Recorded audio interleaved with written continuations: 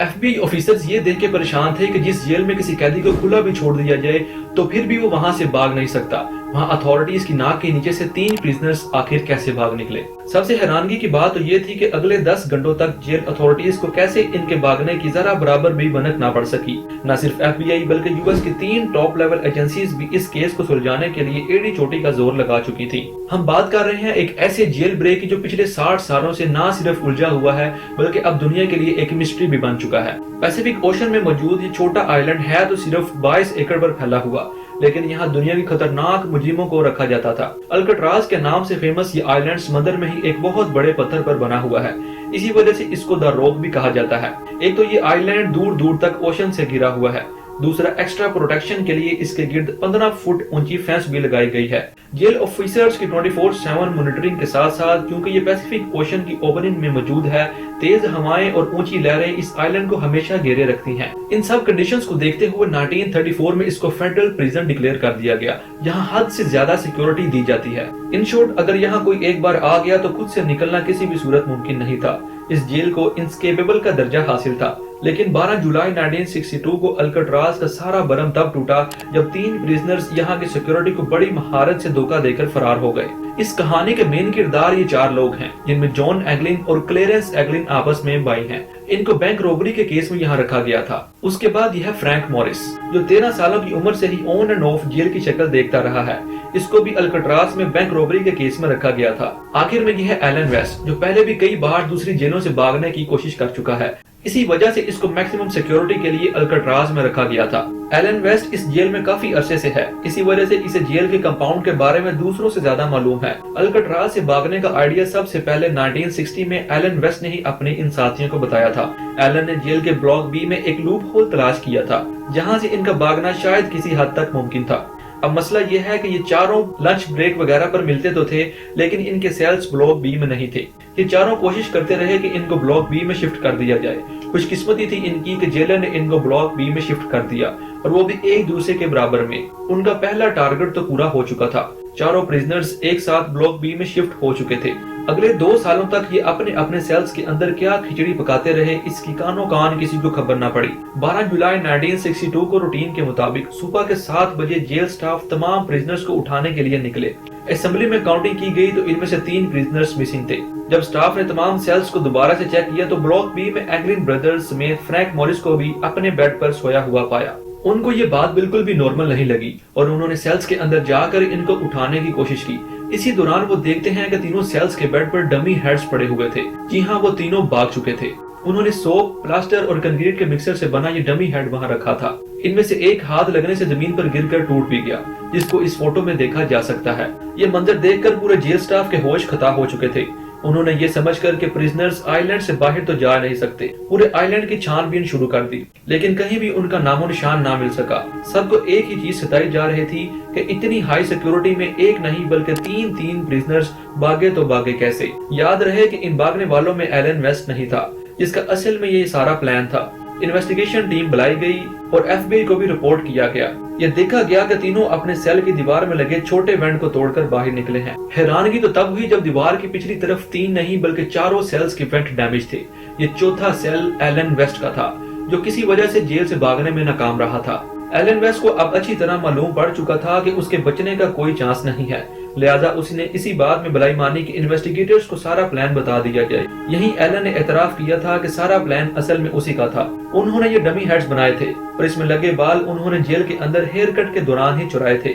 चारों सेल्स की back wall पे एक छोटा वेंट था, जिसका साइज 5 बाय 9.5 इंच था। एलन को इन सेल्स का लूप होल मालूम था, क्योंकि वो जेल की मेंटेनेंस में भी काम कर चुका था।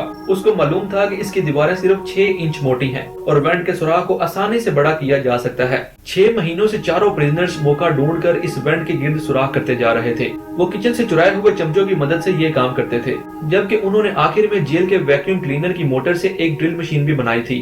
वो इस खुदाई को सीक्रेट रखने के लिए इसके आगे अपने म्यूजिकल इंस्ट्रूमेंट्स या फिर कोई सामान रख देते थे। ये सारा काम खास तौर पर म्यूजिकल ऑवर के दौरान किया जाता था, जब जेल ब्लॉक में काफी शोर शराबा होता है। वेंट एक कॉरिडोर में निकलता था, जहाँ कोई सिक्योरिटी नहीं थी। यहाँ से एक ड्रेन पाइप सीधा ब्लॉक की छत पर जाता है, जहां वो अक्सर मेंटेनेंस के लिए काम करते थे। अल्काट्राज में प्रिजनर्स को बिजी रखने के लिए इनसे मेंटेनेंस का काम करवाया जाता है। ये तीनों प्रिजनर्स भी मेंटेनेंस के लिए छत पर जाया करते थे और इस बहाने वो अपने भागने के प्लान के लिए हर छोटी से छोटी चीज का जायजा लिया करते थे। छत से वो एक और पाइप को यूज करके नीचे उतरे और फिर आइलैंड की 15 फुट बड़ी फेंस को फलांग कर भाग निकले। उन्होंने अपनी सारी तैयारी पूरी कर रखी थी। रबर रेनकोट्स को जोड़कर अपने लिए एक इन्फ्लेटेबल राफ्ट भी पहले से ही बना रखी थी। ये रेनकोट्स जेल एडमिनिस्ट्रेशन की तरफ से ही दिए जाते थे, जो वो बहाने बहाने से इकट्ठे करते जा रहे थे। इसके अलावा रेनकोट से ही उन्होंने अपने लिए लाइफ जैकेट की तरह कोई चीज बनाई थी, जो कि राफ्ट के काम ना करने पर उनको पानी में डूबने से बचाएगी। पर एफबीआई के लिए असल सवाल अभी तक यही था कि भागने वाले प्रिजनर्स अब कहां हैं। इनके चौथे साथी एलन वेस्ट ने बताया कि इनको प्लान के हिसाब से अल्काट्राज के नॉर्थ में मौजूद एंजल आइलैंड से गुजरकर मेन लैंड पर उतरना है, जहां सिक्योरिटी ना होने के बराबर होती है। वहां से इनको एक गाड़ी और कुछ कपड़े चुराने थे।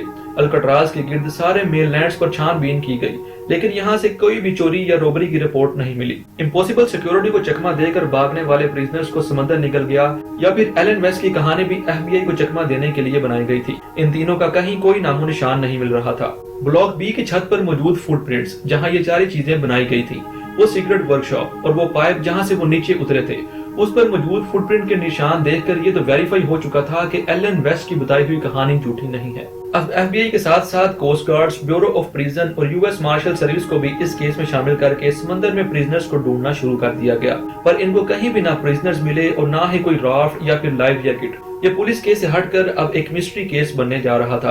अगले 4 दिनों में कोस्ट गार्ड्स को तैरता हुआ लकड़ी से बना एक पैडल मिला, जो कि माना जाता है कि इसी राफ्ट का ही पार्ट है। उसके बाद रेनकोट से बने 2 बैग्स भी मिले, जिसमें प्रिजनर्स का पर्सनल सामान जैसे कि फैमिली फोटो और लेटर्स वगैरह मौजूद थे। इससे ये अंदाजा लगाया गया था कि तीनों प्रिजनर्स जिंदा मेनलैंड पर नहीं पहुंच सके, क्योंकि ये वो आइटम्स हैं जिनको कोई भी प्रिजनर आसानी से नहीं छोड़ता। कोई भी डेड बॉडी 2 दिनों के बाद पानी की सरफेस पे फ्लोट करने लगती है, लेकिन अगले कई महीनों तक इन्वेस्टिगेशन टीम को ना कोई बॉडी मिली, ना कोई बॉडी पार्ट। एक थ्योरी ये भी है कि तीनों प्रिजनर्स राफ्ट से नहीं तो स्विम करके मेन लैंड पे पहुंच गए होंगे, क्योंकि 1962 में एस्केप के बाद एफबीआई ने एंगलिन ब्रदर्स की फैमिली पर कड़ी नजर रखी हुई थी। उनके एक भतीजे डेविड वाइटर ने एफबीआई को बताया कि जॉन और क्लेरेंस के बड़े भाई के मौत के वक्त उन्होंने अपनी बहनों को बताया कि उनके दोनों भाई सही सलामत मौजूद हैं और उनके साथ कांटेक्ट में हैं। कई फैमिली मेंबर्स ने एफबीआई को यह भी बताया कि फैमिली में छोटे बड़े दिनों पर 2 खवातीन अजीब से मेकअप में देखी गई हैं, जो शायद जॉन और क्लेरेंस ही बेस बदल कर आते हैं, लेकिन इसके बाद वो दोनों खवातीन कभी नजर नहीं आई। इसके अलावा एस्केप के 15 सालों के बाद क्लेरेंस और जॉन को उनके कजन ने ब्राजील में एक क्लब में भी देखा और उनकी ये फोटो कैप्चर की। इनकी फैमिली का भी यही मानना है कि ये एंगलिन ब्रदर्स ही हैं, लेकिन यूएस मार्शल के इन्वेस्टिगेटर्स का मानना है कि इस फोटो में जो शख्स दिख रहे हैं, इनकी एज एंगलिन ब्रदर्स से मैच नहीं होती। ये आखिरी बार था कि एंगलिन ब्रदर्स के जिंदा होने की कोई खबर मिली थी। उसके बाद आज तक इनका कोई अता पता न चल सका। एस्केप के अगले ही साल अल्काट्राज को बंद कर दिया गया। 1979 में हिम्मत हारकर एफबीआई ने भी ऑफिशियली इस केस से हाथ उठा लिए। अब सिर्फ यूएस मार्शल सर्विस है जहां ये केस अभी तक खुला हुआ है, और ये तब तक खुला रहेगा जब तक प्रिजनर्स पकड़े नहीं जाते, उनकी डेड बॉडी नहीं मिलती या उनकी एज 99 नहीं हो जाती। अल्काट्राज को अब नेशनल पार्क में बदल दिया गया है, जहां टूरिस्ट ब्लॉक बी की उन्हीं सलाखों को देखते हैं जहां 60 साल पहले एंगलिन ब्रदर्स, फ्रैंक मॉरिस और उनके साथी एलन वेस्ट कैद हुआ करते थे। उम्मीद है कि हमारी ये वीडियो आपको पसंद आई होगी। अगर वीडियो पसंद आई तो वीडियो को लाइक और चैनल को सब्सक्राइब करके हमें सपोर्ट करें। Thank you for watching.